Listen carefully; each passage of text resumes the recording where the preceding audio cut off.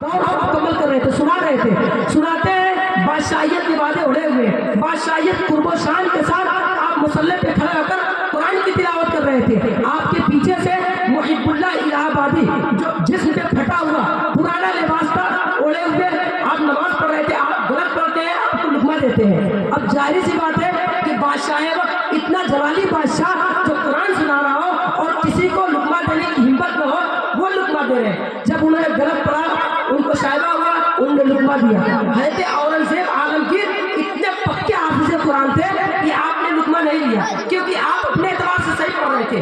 उनने फिर लुकमा दिया, फिर उन्होंने लुकमा नहीं लिया, वो पढ़ते चले जा रहे हैं। जब तीसरी मरतबा इन्होंने लुकमा दिया मुहिब्बुल्लाह इलाहाबादी ने, तो जब तीसरी मरतबा लुकमा दिया तो औरंगजेब आलमगीर बादशाह ने वहीं पर सजदा रुकू करके मुसल्ले पे खड़े होते हैं और ऐलान करते हैं कि किसने मुझे लुकमा दिया है। जिसने भी लुकमा दिया वो गलत दिया है, मैं सही पढ़ रहा था। मोहतरम साहब इकराम, मैं बताना ये चाहता हूँ कि इस्लाम तालीमात से तो फैला ही फैला है, लेकिन सबसे ज्यादा इस्लाम जो फैला है वो मोजज़ात से फैला है। सरकार ने चांद को जो टुकड़े कर दिए, देखने वालों ने देखा, इस्लाम कबूल कर लिए। सरकार ने डूबे हुए सूरज को वापस कर दिया, देखने वालों ने देखा, इस्लाम कबूल कर लिए।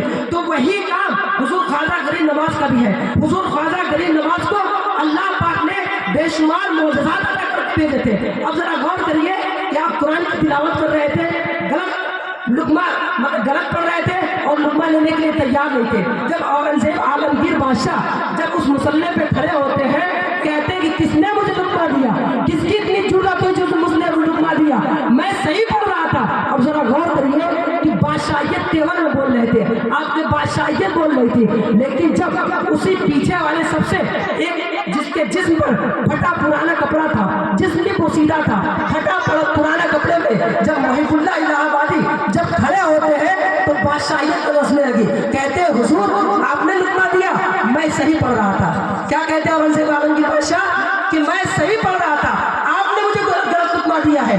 तो हज़रत मुहिब्बुल्लाह इलाहाबादी कहते हैं कि नहीं, मैंने सही लुकमा दिया है, आप गलत पढ़ रहे थे। अब जरा गौर करिए, औलिया किराम की इख्तियार क्या है, पावर जरा देखिए, वो भी मानने के लिए तैयार नहीं, ये भी मानने के लिए तैयार नहीं।